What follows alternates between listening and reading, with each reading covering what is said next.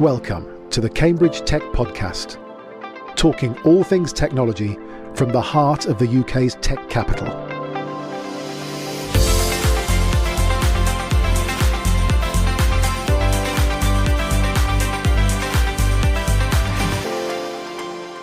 Here are your hosts, Faye Holland and James Parton. I'm Faye. And I'm James. So, Faye, how's your week been? A typical week, I think you'll find. So I had one random update that I'll share with everyone because, hey, why not? But the big thing I did this week was I broke all the rules as a marketing person. Well, did I? No, maybe I didn't. So I was sending invites out for our 10th birthday party for Cofinitive. And instead of just using all the usual platforms to do it, I decided I was going to email everybody individually or ping them messages. So you can imagine it took me an awfully long time, and now I've got loads of follow-up, but it was really good. Do you know what I mean? But 10 years is quite a long time to build a list for. So no handwritten invitations, like in fountain pen or anything? Oh, not this time. But you know what? Now I feel like I've really let myself down by not doing that. Maybe I'll do the thank yous. Oh, actually, I've just set an expectation now. Just don't ignore that one.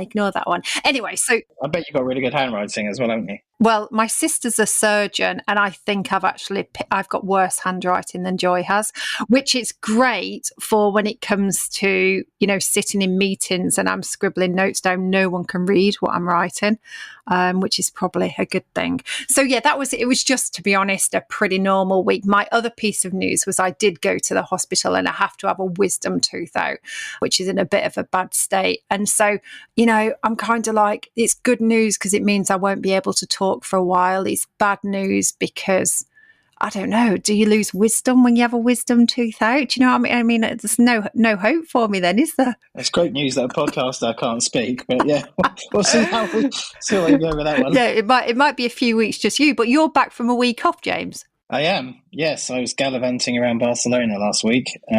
So yeah, like everything, when you have a week off, you come back to 2 weeks worth of work, don't you? So I'm a bit of a blur this week, to be honest. I'm not sure what day of the week it is or anything, but I'm kind of getting there, I think. And I'm moving around, so I've got my AirPods rather than my lovely podcasting setup at home. So apologies if I don't sound like I normally sound.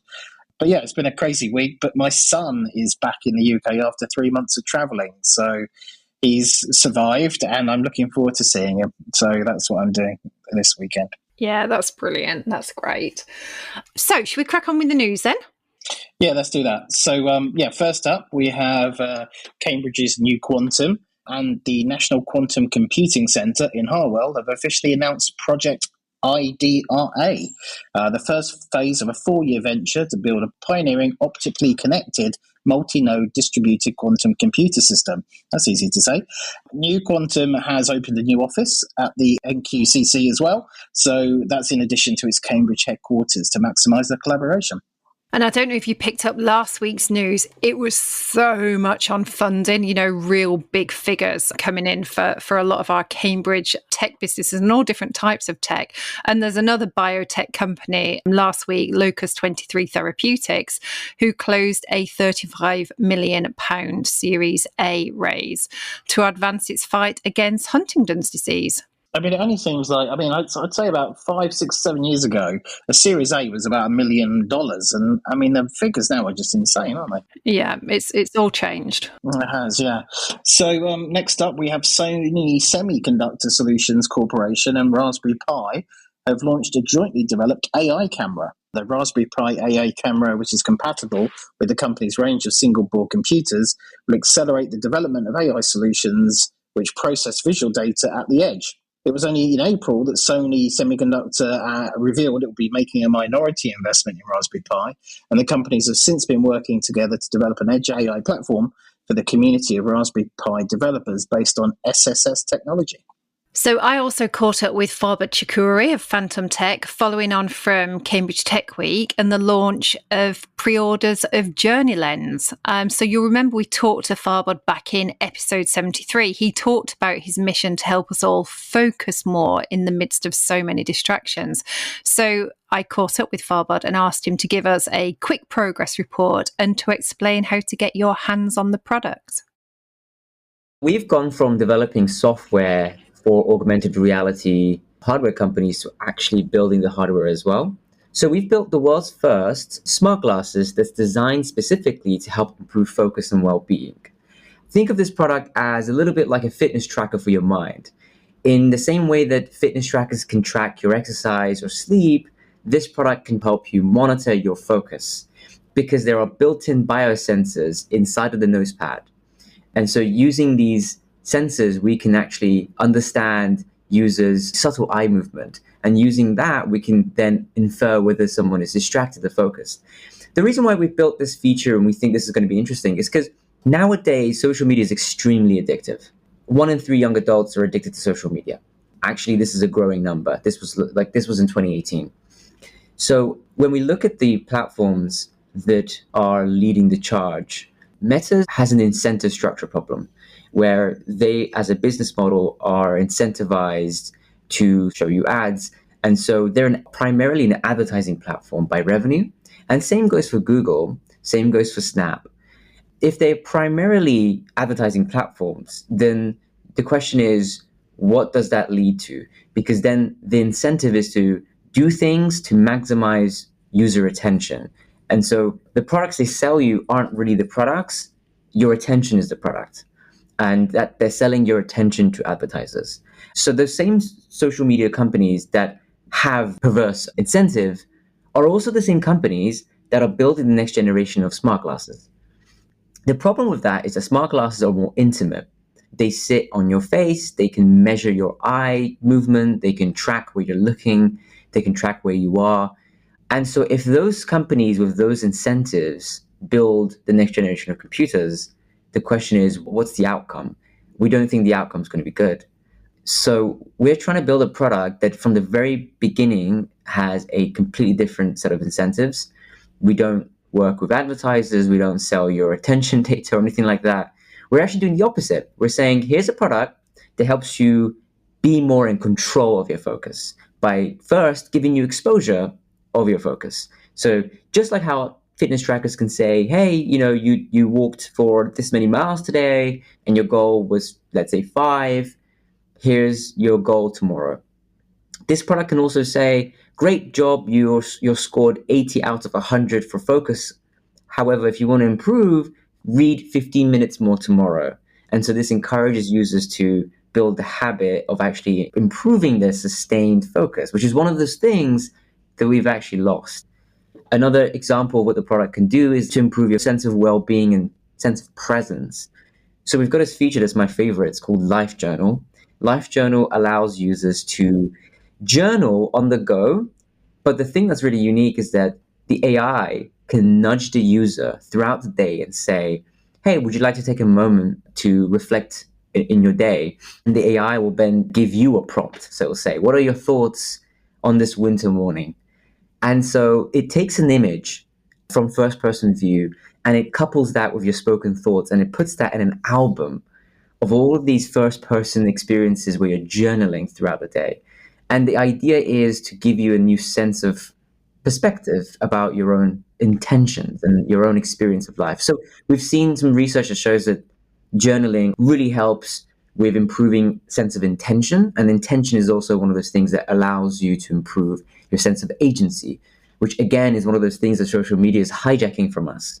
We spend so much of our time on social media and it's all algorithms that are feeding you this sequence of content. You really don't have a sense of agency. Here's a way for you to practice journaling to improve your intention. So Journey Lens, what's really awesome about this is that Journey Lens only costs $195 or £150. It's shipping in Q1 2025. If you want to pre-order it, you can go on phantomtech.io. It also has the optional membership, so you can purchase this product. But if you'd like to get some of those interesting features like Focus Compass, then you're paying a membership for that, just like you would with an Oura Ring or other fitness wearables. Well, there you go. Get your pre-orders in. It was a really interesting conversation, and listening to Farbod talk about the motivation behind developing consumer products, such as what he's doing. Yeah, we should definitely get Farbod back on, shouldn't we? I think many people will find his experiences interesting, especially around the developing the hardware and raising the capital and selling via pre-orders, which is an interesting approach. Yeah, it is. So let's get on to today's episode, where we talk to Anne Dobree, who's recently left Cambridge Enterprise and moved to Parkwalk Advisors.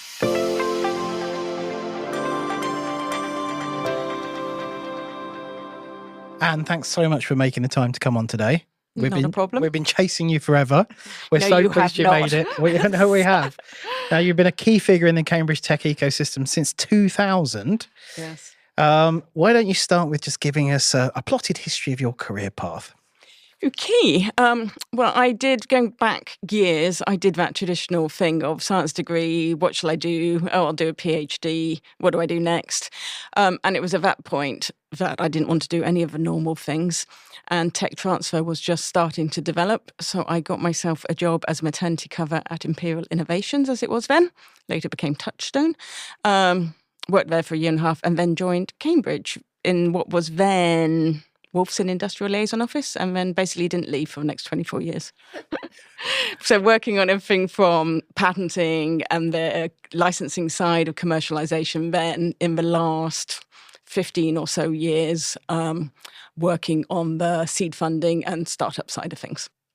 So I know we like to talk going forward and not too much on the back, but I would like to know, what was the tech ecosystem like then? What did it feel like? What did it look like? How different was it? Nascent is how I would describe it when I first joined the office in Cambridge. Although one of the first things I did was working on the legals for Chroma Therapeutics. So there were spin-outs happening, because Cambridge has always been, entrepreneurial and creative, but they were very much kind of people doing things directly themselves.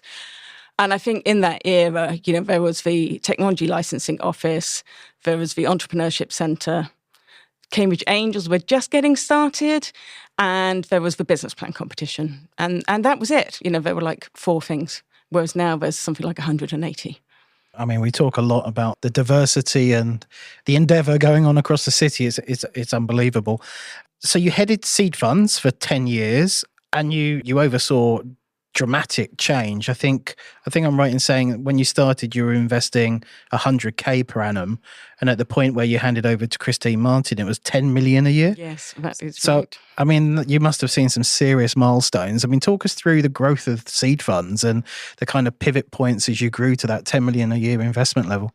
Yeah, there's several factors. I mean, the first factor really of why we were investing so little at the start was that we had little cash. The fund started with only 4 million, I think, in total over several years. And at that point, we had less than 1 million. So we were kind of running on fumes and just coming into rounds in a small scale. But then, of course, the whole entrepreneurship stuff in universities was starting to pick up. There was more attention and focus on spin-outs. And we really felt that we had to be more proactive and help people more and do more of the business creation rather than just kind of sitting around being reactive and putting some money in. Of course, you need funds to actually do that. But what really helped is at the same time, Blue Gnome, one of our early investments, sold to Illumina, and we had a 93 times return on our investment. And that really refilled the pot for several years and allowed us to scale up what we were doing. And then alongside that, we raised some philanthropic funds. Actually, that must have been before Blue Gnome. So we brought in some philanthropic funds to top up the pot. And as a result of those discussions with philanthropists, we also then went on to set up the co-investment enterprise investment scheme fund with Parkwalk, because we found that people were keen to get involved, but they obviously wanted to keep a stake in the pie, to mix my metaphors, as things went on. And then later we started CIC as well, Cambridge Innovation Capital. And yes, and it's just all got very busy. So some of the highlights of the companies that have been through Cambridge Enterprise, you've just mentioned one. What are some of the others that have come through? Oh, God, too many to mention, really. I mean, obviously, we all have our personal favourites, which tend to be ones we've been involved in. So Cytora is a favourite of mine because they're a great example, actually, of how in Cambridge you get these young teams that you think it's very easy to underestimate, first of all. And then they go on to just do amazing stuff that I would just never be able to do. So they're a favourite. They're in software for insurance. You described the early years as operating on fumes. Were there some that just got away that you weren't in a position to fund that grew on to amazing things? Oh, always. I mean, and like Feature Space is a great example of that. Yeah, and particularly because we had so little money in those days, that our ethos was really, as long as things are getting out, there is impact for the university. So it doesn't matter if we fund it or not. And it's all about the impact for the university. It's not about financial returns at all. It's like change under the sofa for seed funds activity. So we used to think, well, if things get out on their own, then, job done and we're not needed. But obviously that doesn't really do much to lower the bar for people to get into entrepreneurship. So we'd find that the people who had done this before or had some commercial experience could do that. They could go to Amadeus and say, I want to do a spin out, or go to Abingworth or something. But really, other people just didn't have access to this because they didn't get over that bar. So that's when we started being more proactive to try and help people start things. And I think there's multiple factors that have fed into how Cambridge's entrepreneurshipness has grown. But I think that is a major factor in terms of supporting earlier career researchers to be entrepreneurial. Just widens the participation, and then they act as role models for other people. So it's a, multiplier effect. So what's kind of the daily role when you were there? And I guess some of it is now as well, which is you're out looking for people, you're mentoring people, you're potentially sitting on their boards, you're then sorting out the funding and the contracts and everything else. That's what does that look like? Busy and stressful, generally. But yeah, a bit of all those things. So things mostly came to us rather than us going out and finding deal flow. So it would come through the tech transfer office, as in there's a technology we want to develop out, or people would come straight to us looking for funding.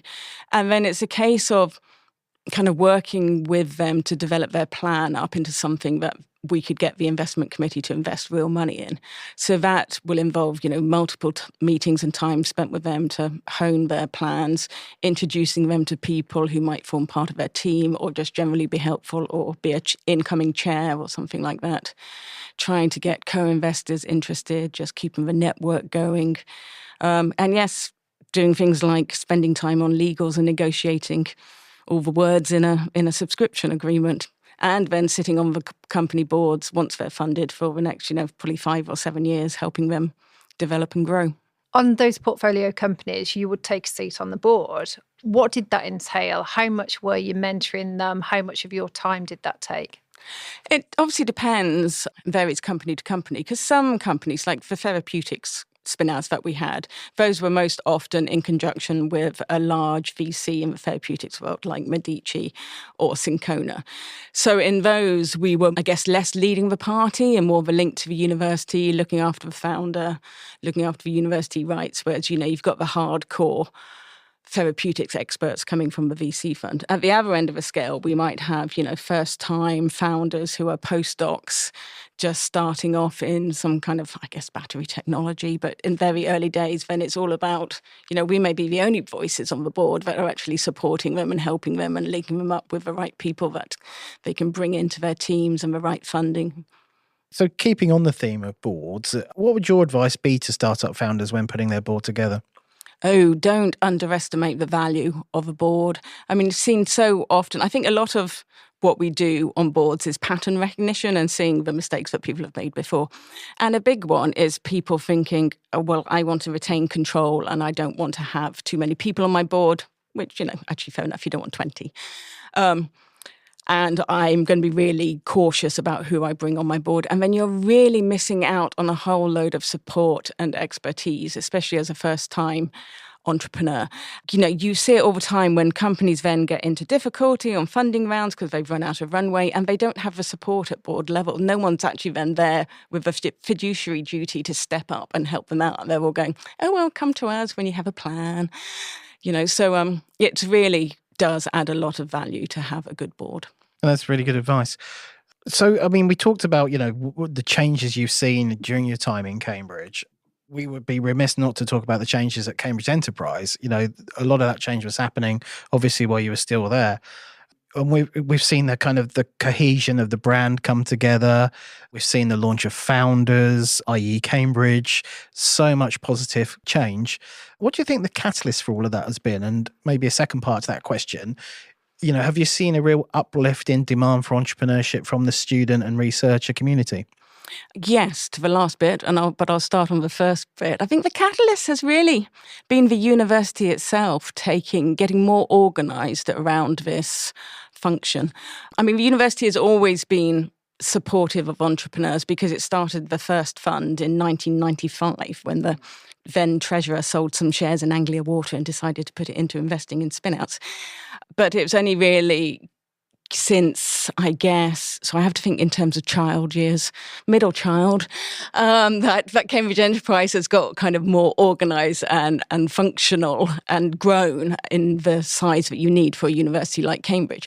And it's definitely been through different phases with different CEOs.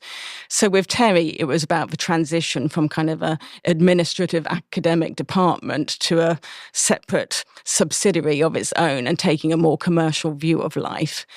And then Tony, this era was more about getting the university to support us sufficiently financially, because at the start of Tony's tenure, we were still arguing for budget year on year from the university. So it was very hard to plan or increase your services at all. It was very much stick to the knitting. We only get the support we get the support for kind of thing. And then the university definitely then took another switch when Dermot joined, which I think is probably mostly due to Andy Neely, I would guess, in terms of thinking, actually, we want Cambridge Enterprise to do more. It could support more on the entrepreneurship side. It could support more of the ecosystem side of things. So that was kind of, the next phase. And since they've just announced their new CEO, it'll be very interesting to see what this most recent phase is all about. I don't think we can skip over Founders as well. You were instrumental in the launch of Founders, which then is the pipeline, I guess, into ventures as well. My question is kind of a bit of a daft one. How much do you think your gifts had to play in the success of Founders? Totally responsible.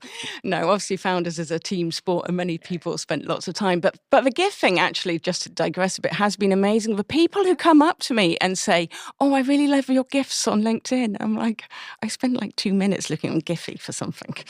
And then I post it. The hardest part is getting it out of Giphy and onto LinkedIn. So that just has been quite bonkers, really.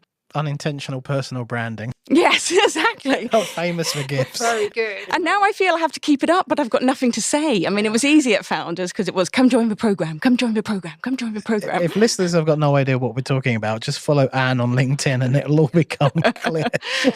You must do that anyway. So absolutely. But you're now at Parkwalk. So you've spent 2 and a bit decades in the university, and then you decide to go back into investment, the other side. So how did you just feel like a change? Yes, I mean, it really wasn't a very hard move because we've worked with Parkwalk for like 10 years, so I know them all very well. So I'd set up Founders as a kind of project, and that project obviously had kind of come to the end because Founders was up. It had a team in, it was running. I had to think about what I was going to do next. And then with a change in CEO coming, I just thought, actually, am I going to stay at Cambridge Enterprise until I die, or is now a good time to move? So I decided to ring up my friends at Parkwalk and go, give us a job. And luckily they said yes. I mean, jokes aside, having spent, 24 years inside a very stable and long-term institution, that's still a brave move, right? To have a career change like that. Well, I had done 6 or 7 different jobs within Cambridge Enterprise over years. I'm not sure it's been that stable necessarily. Most of those years, of course, were also raising children. I mean, my oldest is 20, so it was about interest and convenience for family life. And Cambridge Enterprise is brilliant for jobs where you are, self-propelled, you're doing all kinds of interesting stuff. You can do it part-time and flexi, just brilliant combination for a working parent. But now my kids are a bit older and can be left for longer and I'm not needed quite so much. And I felt, actually, I've got more scope. I can commute to London twice a week and no one's going to need picking up after school.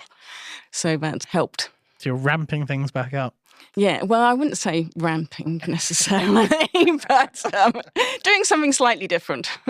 And you're also involved. Well, let's talk about the Parkwalk role first, but before we move on to Melbourne, that's exciting. So, your role at Parkwalk, then, explain to the listeners what your role is there, and what kind of companies you're looking to invest in. So, my role at Parkwalk is investor director, which is basically the same as I've been doing at Cambridge Enterprise for years, but in a much simpler form. No direct reports, no stakeholders of multiple sorts to deal with. So I'm just looking at companies and deciding what to invest in, and then helping the companies on their board as they grow and join the portfolio. Now, Parkwalk is the most active investor in UK university spin-outs, so it's territory I know well. We have a minimum ticket size of £1 million, so we tend to come in at kind of seed round. We do have those university funds that come in earlier, but Parkwalk's own fund comes in a bit later. And it's really just, transformative technology with a great team. I mean, it's what everyone's looking for. But it has been an interesting transition. Whereas in the university with your impact hat, your job is to help as many people get out as possible. And you can completely take a risk and go, yes, your technology is fabulous, I'll support you. Now I'm going, your technology is fabulous, but your market is horrible. And I know it's going to take 20 years. And no matter how much I love what you're doing, I just can't give you any money. So that's quite hard. I watched your panel at Tech Week with Peter, and I think you introduced yourself as, now you say no a lot more than you used to. Definitely. Yeah. Definitely. I mean, it's the usual, I think, standard VC numbers are something like it's at least 1 out of 100, or if not 1 out of 1,000, that things people actually invest in, of a deal flow coming through their door. Whereas in the university, we were helping, 30 out of 100. So much more no. And you're looking at both tech and life sciences? Yes. I know nothing about anything, so I'm tech agnostic. We know that's not true. Exactly. And last month Parkwalk brought out a report with Bowhurst, yes, talking about funding and the investment landscape. What are some of the highlights from that report? Well, the highlight, obviously, is that Parkwalk is the most active investor in UK university spin-outs. And I think there's possibly the risk of going, hang on, Mo, you sponsored the report, wasn't it going to say that? But the data does not lie. And I think the other highlight is that it shows this year, at least, the investment amounts are picking up again a bit. They had tracked down for a couple of years after a kind of high in 21. So it's nice to see them coming back up again. And give us a sense of the deal flow that you see then on a weekly, monthly basis. So, is it literally, I mean, you talked about ramping up your workload. Is it overwhelming? Are you just sitting back and letting it flow in, or are you having to scout for it? Yeah, no, it does just come in. I used to think that Cambridge Enterprise was amazing because of the deal flow that constantly arrived on our doorstep. And at Parkwalk, it's just 10 times. I think in my first month, which was in the middle of a summer, I saw 30 things. I think I said no to all of them as well. Might be a couple I'm still talking to. But, everything from therapeutics at one end all the way through to some really incredibly complicated new semiconductor chip at the other end with some different approach to large language models in the middle. It's just a vast area of stuff. I imagine in the university, when you said no, you could maybe direct them to somewhere else. Yeah. Can you still do that in Parkwalk? Or is it a case of, because it's a different type of organisation, it's a no and you move on? I probably would connect people still with people that I think could help them. But maybe less so thinking about which investors to connect them with. So moving on then to another role that you hold, which is you're a board member on the equivalent of Cambridge Enterprise at Melbourne University. So that sounds exciting. How did that opportunity come about? Yeah, my life is full of serendipity, I guess, like many people in Cambridge. Duncan Maskell, who was Pro-Vice-Chancellor at Cambridge, went out to become Vice-Chancellor of the University of Melbourne. And several years back, he connected me with their commercialisation team because their team was wanting to start a fund and wanted to learn from Cambridge, what experiences have we had with our seed fund? How did we set up CIC? What were the challenges and benefits of that? All that sort of thing. So I spent several years kind of talking to them occasionally about that. And they're a great team, so they're fun to talk to. And then once they got it all set up and formalised, they asked if I could join their board. So I have, and it's great fun to be involved in something else. I'm hoping to get a trip to Australia out of it at some point. That is my only pay. But as I haven't been to Australia for 30 years, that would be great. I just have to get away from my children for long enough. I mean, I'm no expert on the Australian startup scene. I mean, I'm aware of Atlassian and Canva and Xero's. They've got some very successful software businesses out there. Have you had a sense of what that market looks like and how much IP is being created in the university? I think it's very much developing and growing, and the funds that they've raised, and Monash is doing a lot as well, are definitely going to accelerate that. But it still is obviously behind Cambridge. There is a broad range of IP coming out, but the quantity, I would say, is several years behind. It must be exciting to be involved in an emerging market like that, be it the vanguard or something. Yeah, it's exciting to feel that you're helping other people with stuff that you've already done. The only downside is that I normally have to get up very early to join the board meetings. We've got a strategy day coming up, and even with me only going to the second half because I didn't manage to go in person, I've got to get up at 4 a.m. Yeah. So you've obviously got the great role at Parkwalk. You've led in your field for decades. You're sitting on this board, which is great. Do you still keep any of your other board positions, your non-exec director positions? No, I think it wouldn't work between the two organisations. Although, ironically, I have just picked up again the board of a company that I used to sit on about 8 years ago, which is also a Parkwalk company. And so I'm now in the Parkwalk seat. Yeah, but, I think it's important as well to have that diversity of your own portfolio as well, which kind of leads me on to my last question, which is on DEI. And I know that you're a real passionate advocate of all types of DEI. My question to you is, what do you think we should be focusing on? What's the key thing in our space, in the tech environment?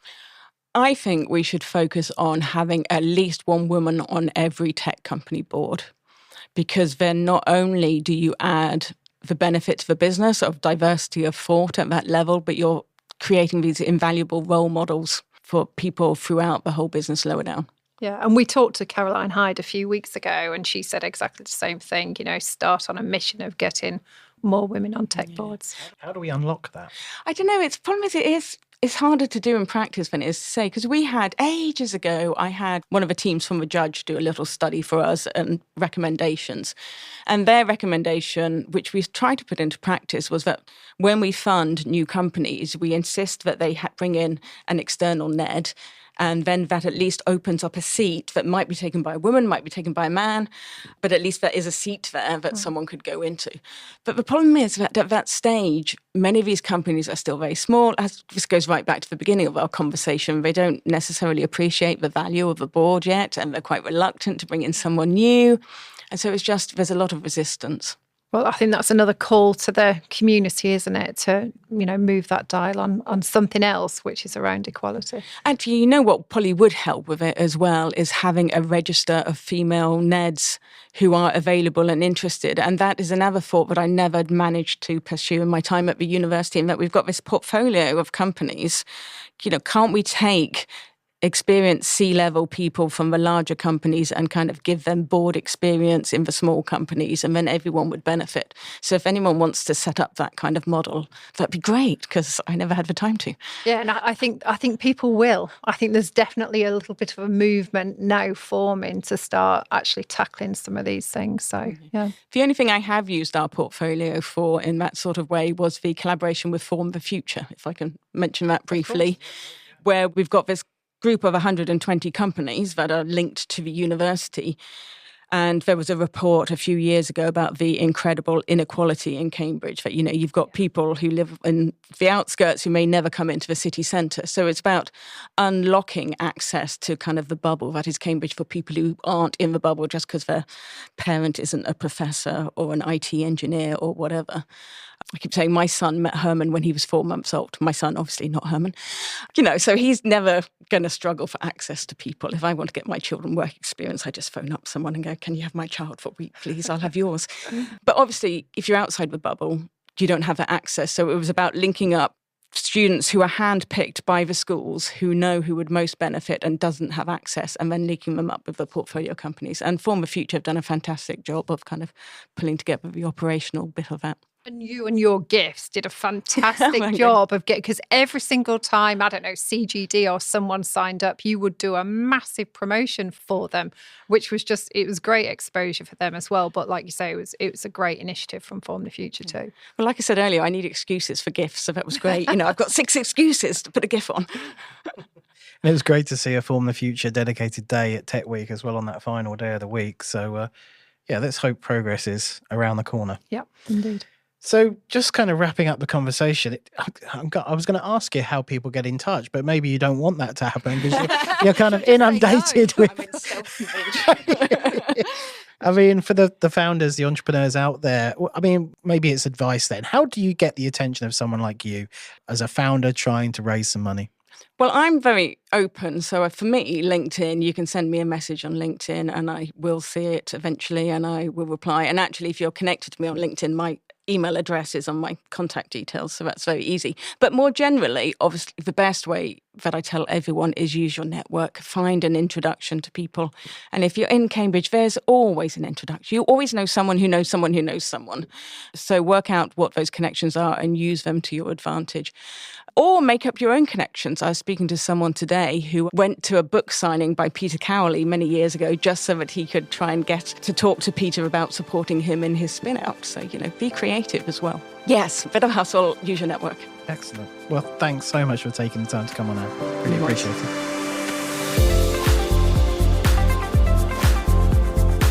Today's show was produced by Carl Homer of Cambridge TV and supported by our media partner, Business Weekly.